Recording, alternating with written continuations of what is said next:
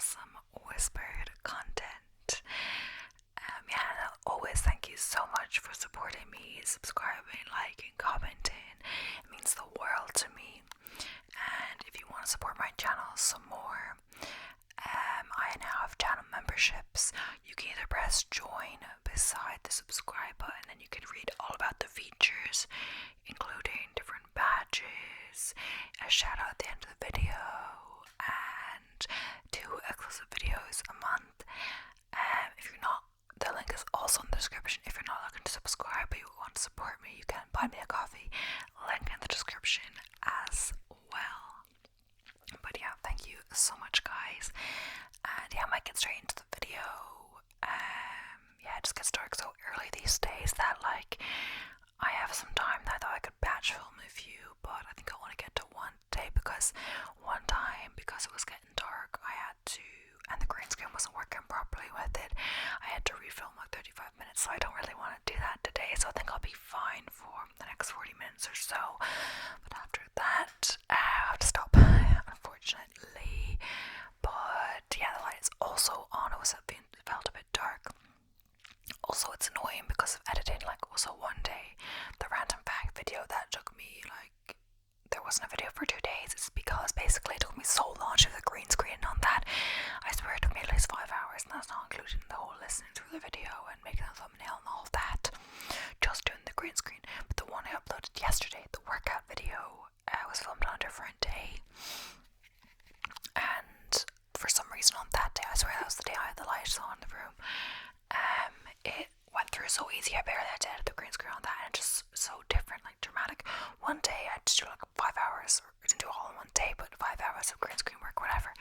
I'm just assuming it's that or something. The other day, basically none. How is that fair? What makes the difference? I don't really know. It's something to do with the lighting conditions or whatever else. But pretty much, yeah. So today's video is one I am gonna find quite entertaining, if not so cringeworthy.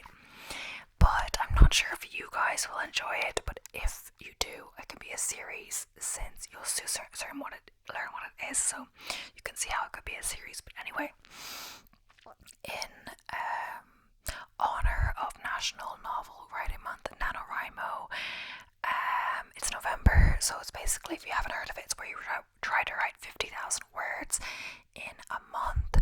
And there are camp, NaNoWriMo's July, depends, April, July, I think it changes year to year.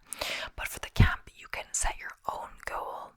Of course, for NaNoWriMo, personally, you can set your own goal, but on the actual physical website in November, it's 50,000. So the whole point is that, so people, it takes people so long to write, apparently, because they spend so much time editing as they write.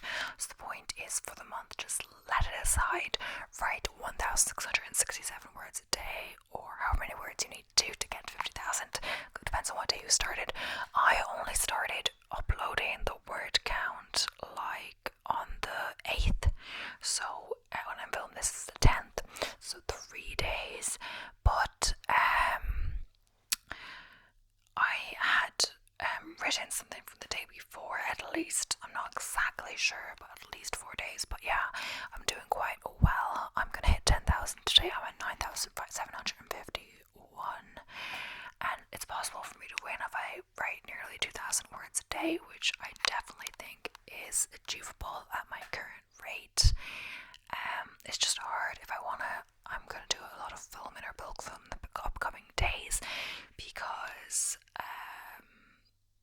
just how it is, I have more it's going to be more quiet around the house. I have the room that I prefer to film in. I could pretty much use it all day if I wanted. But the other thing is that this is also the time where I'm going to be doing an hour at least of writing a day. So anyway, I didn't say what the point was. This month I'm going to be a NaNoWriMo. So basically that means is you're not writing a traditional novel. I'm going to be writing scripts for my ASMR videos, because if you notice, I've only done 2 roleplays on this channel so far, and I wanted to change that, so I decided to dedicate November my novel writing or whatever. Not really, but this NaNoWriMo to write an ASMR script, so I'm already on 9,751, and I'm on my 2nd script already, and I think the script I'm going to be doing is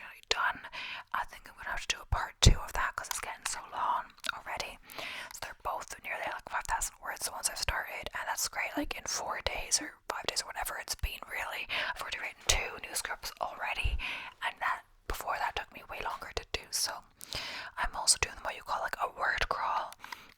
It's like a Harry Potter Year 5 word crawl. So basically someone has written it based on like themes in the books or whatever, and you have to write a certain amount of words or write for a certain time or whatever else, and then that just helps you, gives you something to do. It says write 500 words, so you write 500 words.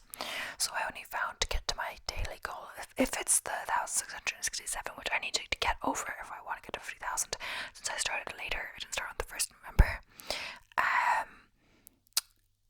I have to do over an hour of writing for that, but just to get the 1667, probably just an hour, maybe less.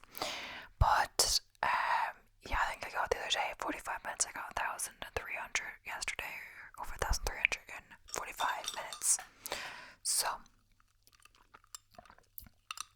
I was having some iced coffee. But anyway, the premise of today's video is that I'm going to read. I've seen people read books. I've read Conversation with Friends, but this one's going to be a little bit different because I'm going to read my book. So cringe. Don't have high expectations. So this is my project from NaNoWriMo in 2020. So it's the only one I really won. I won the July camp, which I said work out was 25,000. It was basically interactive, like episode interactive. It was also an NaNoWriMo. I was writing scripts for that, and technically not all of that will be dialogue and stuff. It will be just these script commands. But I think with that, I found it quite hard to write the script because it's so time consuming to write the script in. For like episode script, like more like coding and stuff. But for other stuff, in 2012 when I first did it, it's like ages ago, like 11 years ago. I can't believe that. I was quite young. 43,334.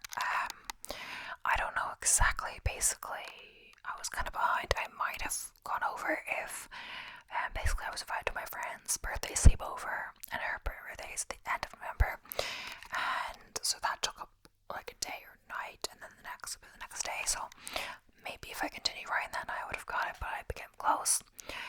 And one year I wrote something called a summer. I only got to 3,300 words.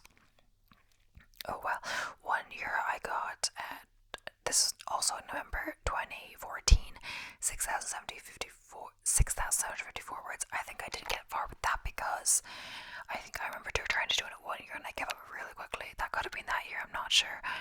I was so tired because of school, so I had school and then I had to also write, for at least an hour. I think I was also slower doing that writing than these scripts are coming together. So yeah, so it is my Harry Potter fanfic, actually. So I hope you guys enjoy. It's nothing too serious. There's a whole bunch of plot holes, but on my account, and I'm gonna first read you the description, and it's a summary. It's actually quite a long summary I wrote, and then I'm gonna read you a few of the chapters. They're not necessarily in chapters. I have it on my Scrivener as day 1, day 2, day 3.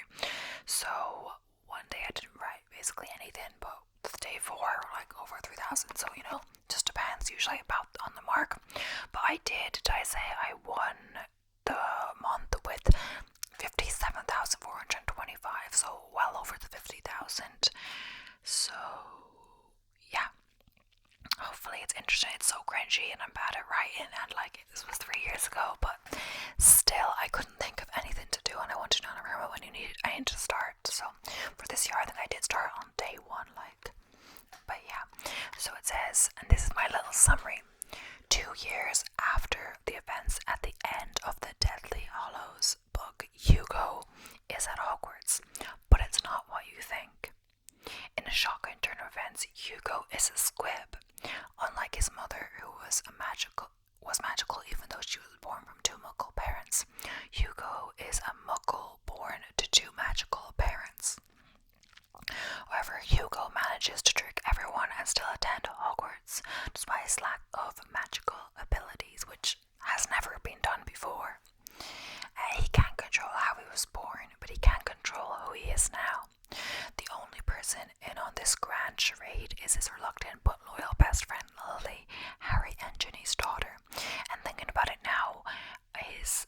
was at Hogwarts at the same time. I'm not sure how she would not notice he was there.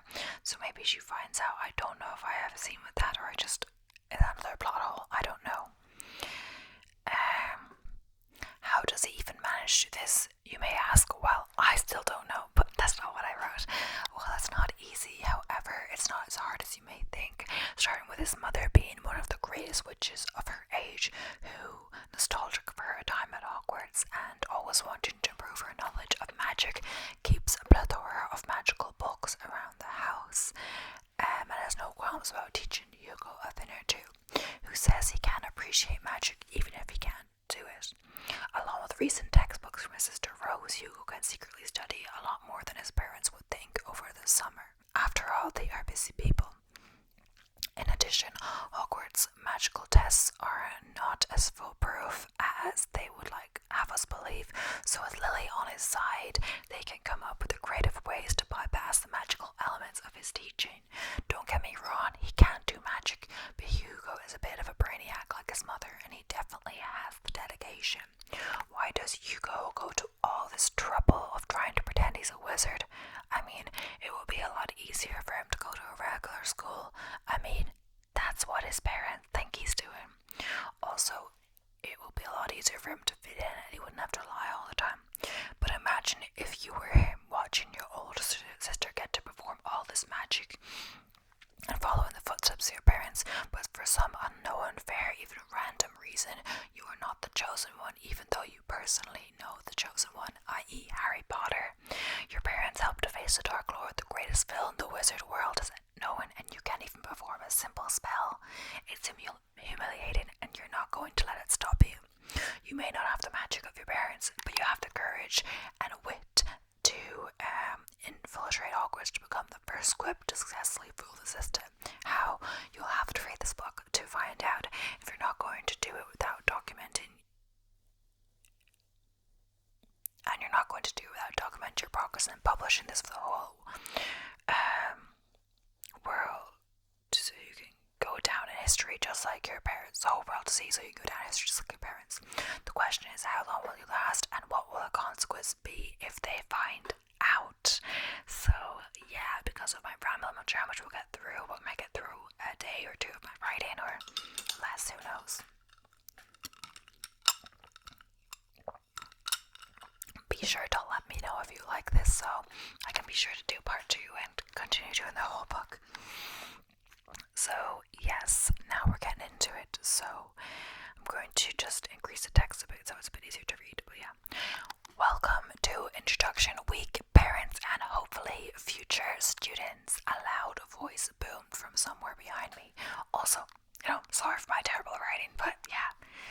A fairly tall woman stood a few meters behind us in the large room. Also, I feel like I might have changed tenses or whatever a few times or whatever, but just try to ignore it and try to think about the story. She wore sophisticated clothes that reminded me that summer is over. Ooh, that must be your headmistress, honey. Doesn't she look nice? Mum said while nodding approvingly. She looks horrible. Yes, Mum, she looks alright. Dad let out a laugh. Mum eventually turned to glare at him. This caused him to attempt to stifle a laugh, only making matters worse. A few faces turned to look at us. I would have been embarrassed, but I don't have time to be embarrassed. Thank God I won't be staying here for long. I won't be staying here for long at all. Mum turned to look at me, a question in her furrowed eyebrows. What? I asked. What do you mean you won't be staying here for long? We moved past the stage of denial. Honey, you know you can't go too. Mum said. Oh no, I must have said that part out loud. I have the nasty habit of doing that. Fortunately, I'm quite good at improvisation, something I'm banking on for my plan to work. Of course, I know that, Mum. I've accepted it. I just mean the holidays will be here in no time at all. I finished with a smile. Of course they will be, honey. My mother's face was back to its usual smile, and she was none the wiser. That was close. I need to be more careful if I'm going to pull this off. Judging by the yawns escaping several students' and parents' lips, we were deep in conversation. While we were deep in conversation, the alleged headmistress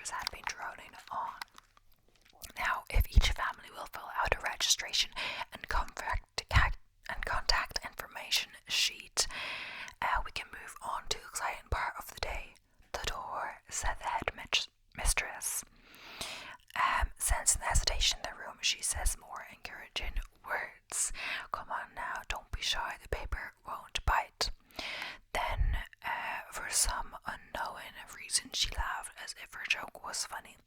Thank goodness I'm getting out of this place. Muggles are so inefficient, cues and forms. What is this nonsense? Dad muttered. Mum shot him a disapproving look. Well, first because she was the first witch in her family.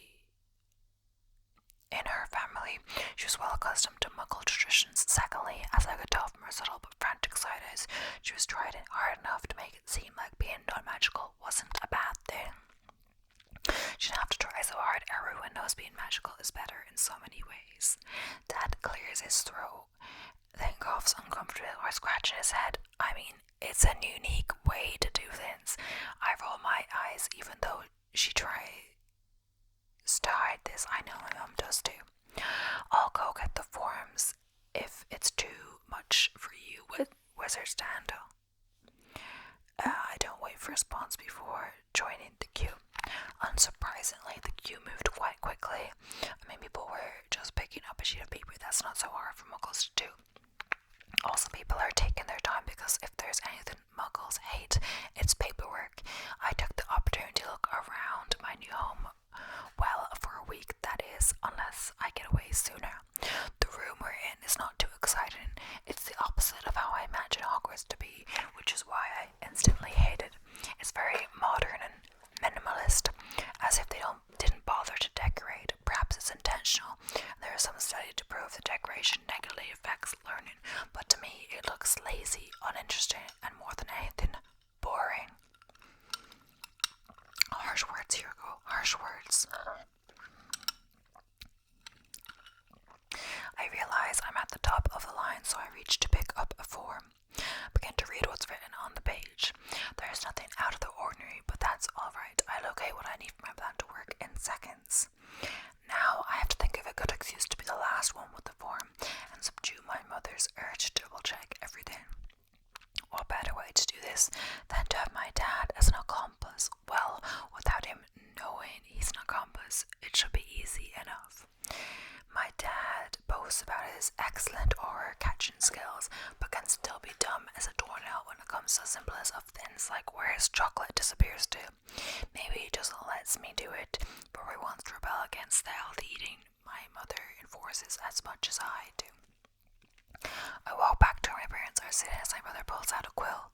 Mum, that's not exactly what Muggles usually write with. She looks confused for a second. If this is your first time seeing her, you would seriously doubt that she grew up as a Muggle. Oh right, silly me. Dad looks like he's about to start laughing again, smugly with a pen in his hand. He says, I've got a pen here. He looks a bit too pleased with himself, if you ask me. I was too busy getting all O's in my notes to remember using a pen, Mum remarks briskly. Come on, Hermione, I'm just having a bit of fun. Mum doesn't seem to dignify that with a response. Now that she's holding the pen, she breezes through the form with ease, as if it's an examination and she's running out of time to finish the extra credit section. It's not an exam, Hermione. You graduated more than 20 years ago. She passed the paper to Dad along with his pen. I'm sure you can bring that back up to the desk. I'm going to find a bathroom. It's just to the right outside the door we came in. I saw it earlier, Dad says. Mum has already left, though. At least I try, Dad says with a big sigh. Well, I'll just bring this up to the desk, then you and I can have a look around the place. Dad starts walking towards the desk. Wait, Dad. Dad turns around. Yes, he says. I am just wanting to check that all the information was correct. It couldn't be good if Mum missed something important. Dad surveys me suspiciously, but still hands me the sheet. Success. I suppose your mother isn't infallible, although she likes to think that she is. Can I have the pen, just in case I have to correct something? I ask innocently. Dad hands off the pen. Well, while you're doing that, I think I'll have a look around myself. Sure, I'll be fine here. Score. Dad walks away without a second glance. Now I can't get too cocky in my success, for I haven't even succeeded yet. My mother does everything twice in one pace and is much less trusting than my dad. I scan the page until I get to the contact information. Bingo. My plan is simple, yet will be effective, hopefully. I simply have to change the emergency contact number of my mother's to mine. Why do I, an 11-year-old boy in a magical family, have a mobile phone? Good question. Guilt. Well, not exactly. My parents got me a phone over the summer so I'd have means to contact them while away at school. My mother, insisting on baby, of course, wanted me to get one of those child phones where you can only call your parents and doesn't accept calls from unknown numbers for safety reasons. However, I played the guilt card a little, since this would be my first year at Hogwarts, but I wouldn't be able to go.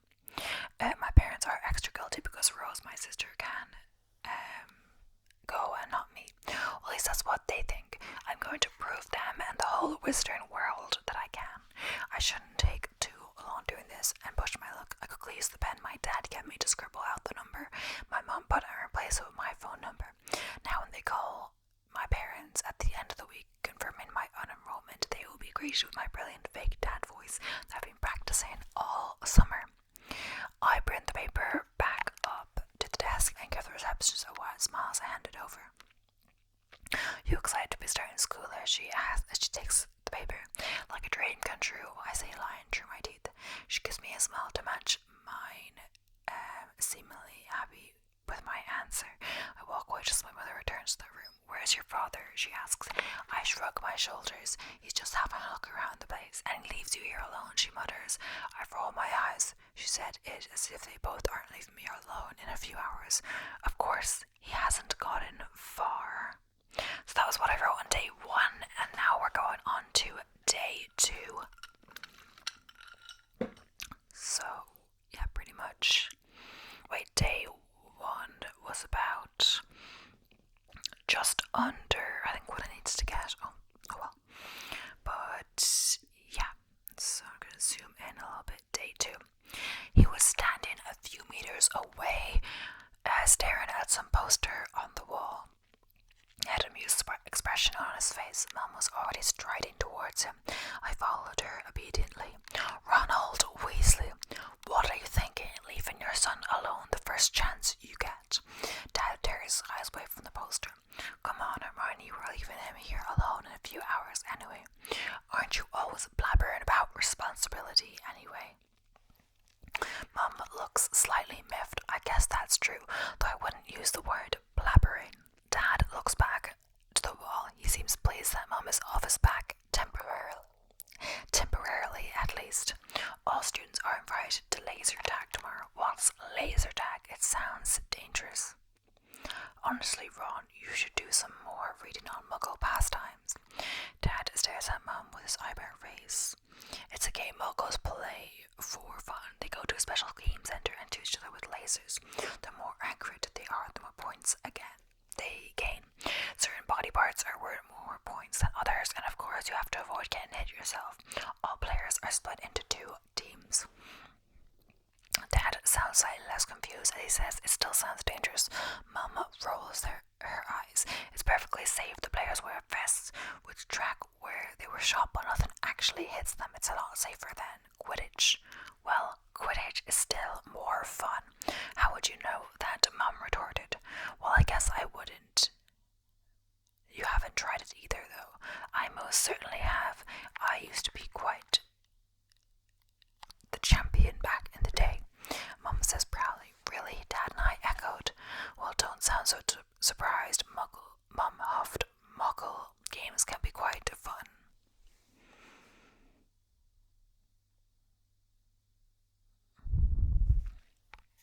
At first I was confused. I was like, are they talking about Quidditch? I swear, like, Ron was on the Quidditch team. I was like, I'm so confused, but I was like, oh, this makes sense. Okay. It definitely sounds like this week will be very interesting. You'll see loads of things you've never seen before. I can't wait, I replied. In response to my fake enthusiasm, my mother beamed brighter than the sun. It's really not that hard to please our fool. Sometimes that is. Well, let's have a look around. Not everyone seems to have filled out their forms. It's time for the tour. The headmistress booms. I couldn't have timed it more perfectly if I had tried. Mum claps her hands excitedly. Ooh, I can't wait to see what this fine institution has to offer. I can't wait to see what this fine institution has to offer. I can't wait to meet your roommate. Dad starts to laugh again. Let's not embarrass the boy too much, he says, as he slips his arm around Mum's shoulder. Just the right amount, he says, winking at me. Thank God I will only be staying here for a week at the most if everything goes according to plan, that is. After getting a detailed tour of the campus, it was finally time to see the rooms.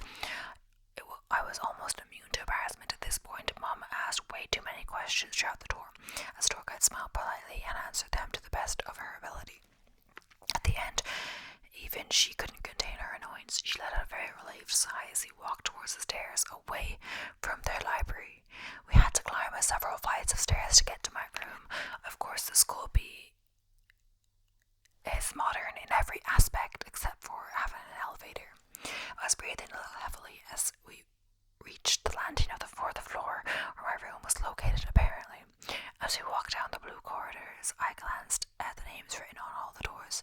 Sure enough, my name was written on the last door at the very end of the corridor. I took a deep breath as I braced myself for whatever strange muggle witch greeted me at the other side of the door. I swung the door open and to my relief there was no one there. Both sides of the room were empty.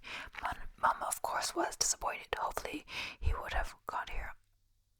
Hopefully he wouldn't get here until after both my parents had safely left. Dad, as usual, didn't seem too bothered. It's as if he's the midpoint between two extremes.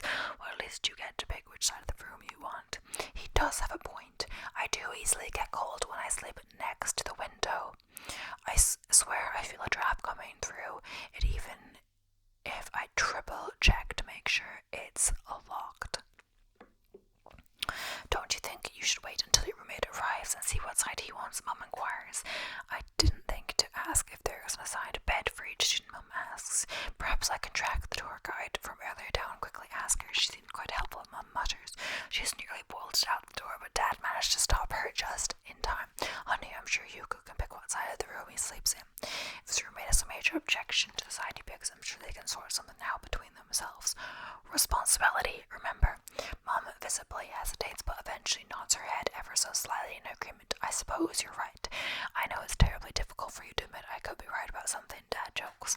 Mum clocks Dad in the shoulder and he whelps in pain. Ow, he screams. What was that for? He demands. For being an idiot, she replies. Then a gentle laugh escapes her lips. Of course, that's enough for Dad to forget any pain he has. He's a huge softie when it comes to Mom.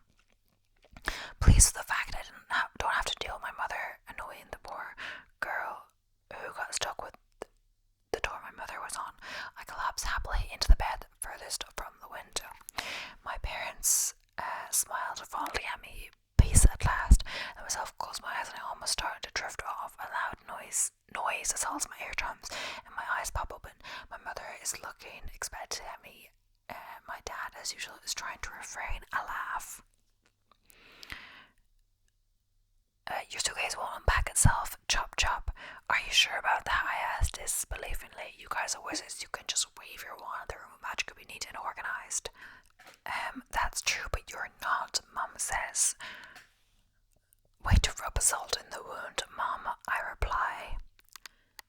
Well, we've been gentle with you long enough. Unfortunately, you're not going to miraculously gain some magical powers, so you better get used to doing it the Muggle way. I sigh dramatically. You're leaving today.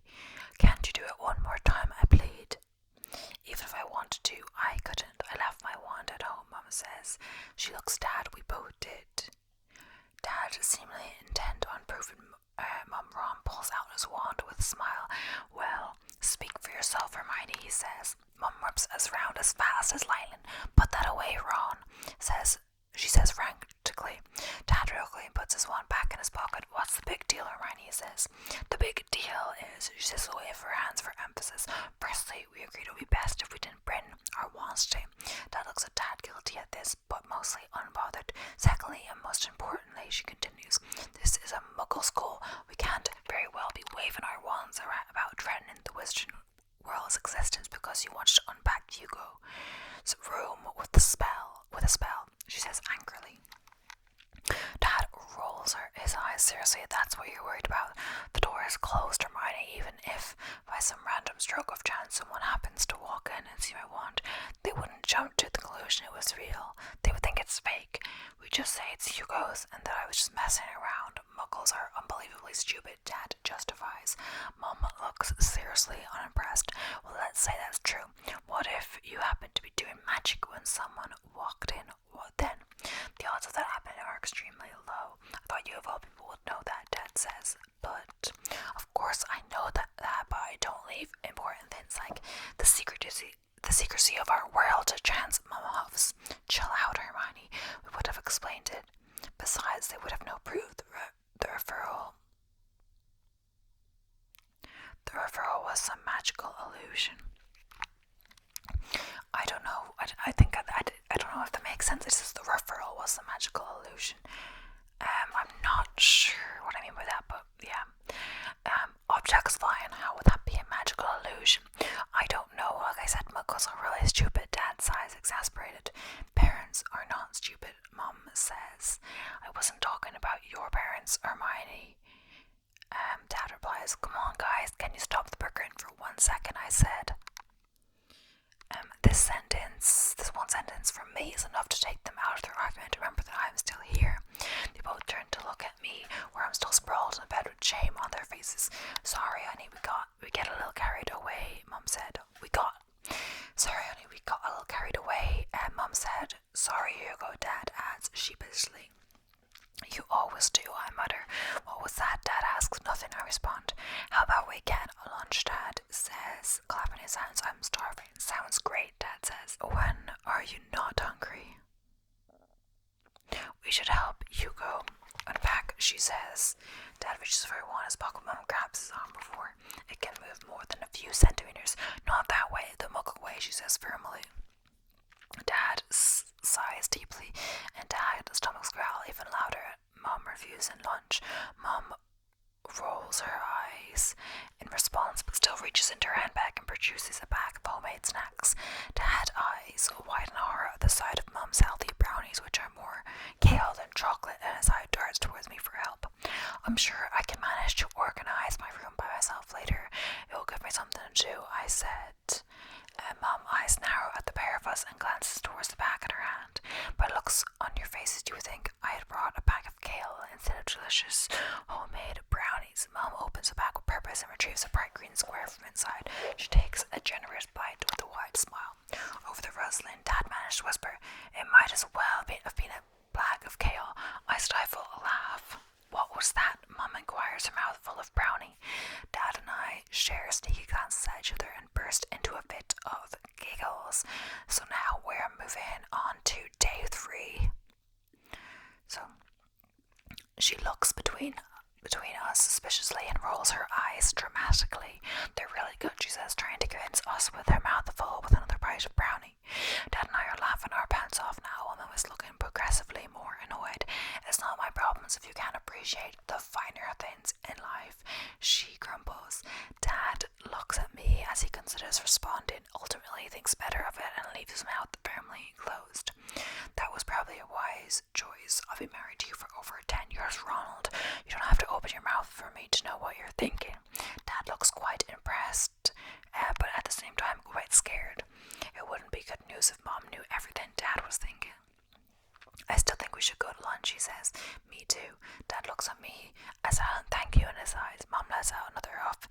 It seems she's going for a record today. I suppose we could do that. Hugo is capable of putting some clothes away, she says.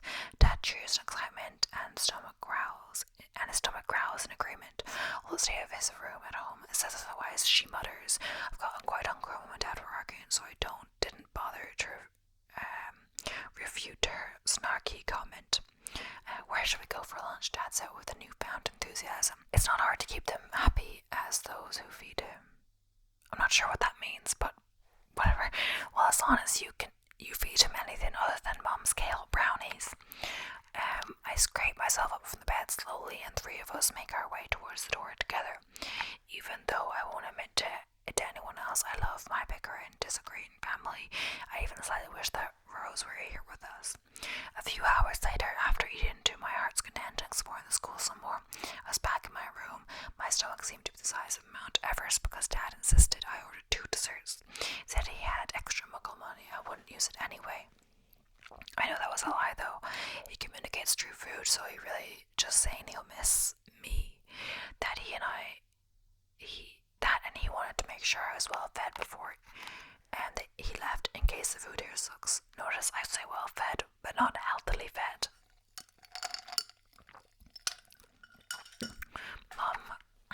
Mum communicates through worry, so of course she asked me multiple times if I had everything I needed and tried to pawn her inedible brownies off of me. In the end, she managed to leave them with with me. I guess I can use them on my enemies.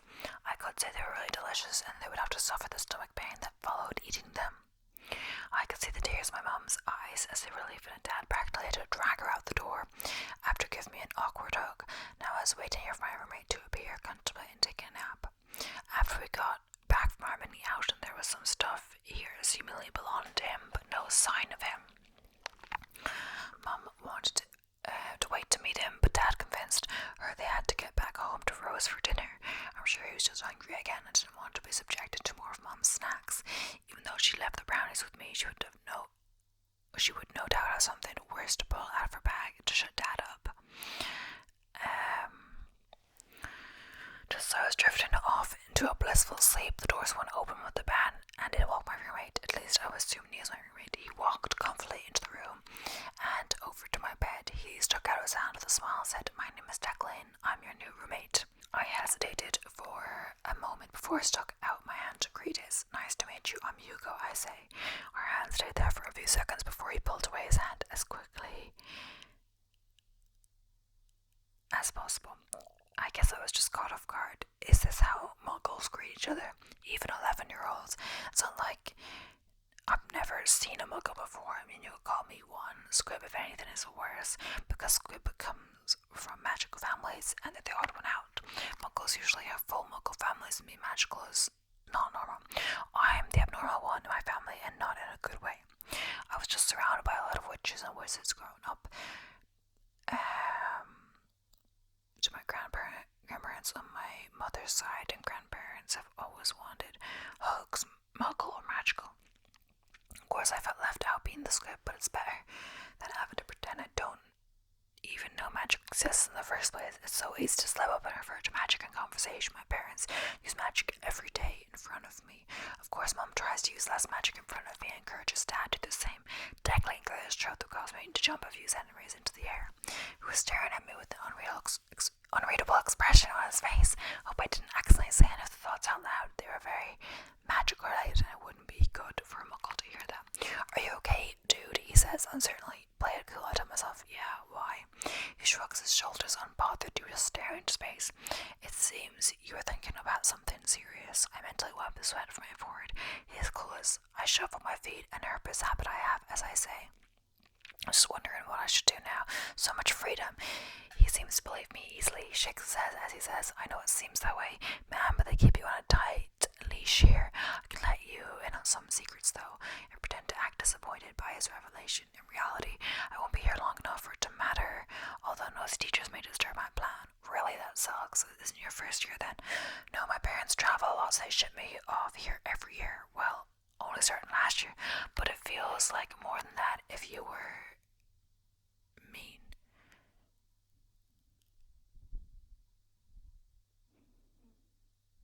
But it feels like more than that, if you know what I mean.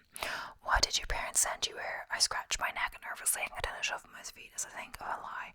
Pretty much the same. He doesn't seem to be a very distrusting person, as he doesn't seem to notice my nervous tics and easily accept my answer as the truth again. "Well, enough of this boring stand around. Let me show you around. With me as your guide, you can't go wrong," he says confidently with a wink. "Well, someone is confident. Let's see what you've got, Declan. He seems like an interesting fellow. It's too bad I won't be sticking around to find out. On the other hand, there's no reason I can't make these next few days memorable. I'm assuming we're leaving the unpacking until later?" I ask in a relieved tone. Declan raises eyebrows as he says, "Everything unpacking our room is part of my epic tour. You aren't that hard to impress." I shake my head as I think I'm used to magic on the daily. "I doubt your tour will impress me." Declan raises his eyebrows. "Magic? What? Why is he talking about magic? Bollocks." I must have spoken my thoughts out loud again without noticing. It's a terrible habit. I start shuffling my feet again and say, "Oh, it's just my neighbor is always doing these really convincing magic tricks. Dev glowing buffs out his chest. He says, "I don't believe in magic. It's for little kids." I laugh and as he lies, I said, "Yeah, it's just an illusion." He fluffs his hair. He said, "Well, I bet my tour can beat your neighbor's so-called magic. Well, enough talking and follow me." He walks out the door without looking back. There seems to be no hesitation in his mind that I'm following him. So, yeah, that's the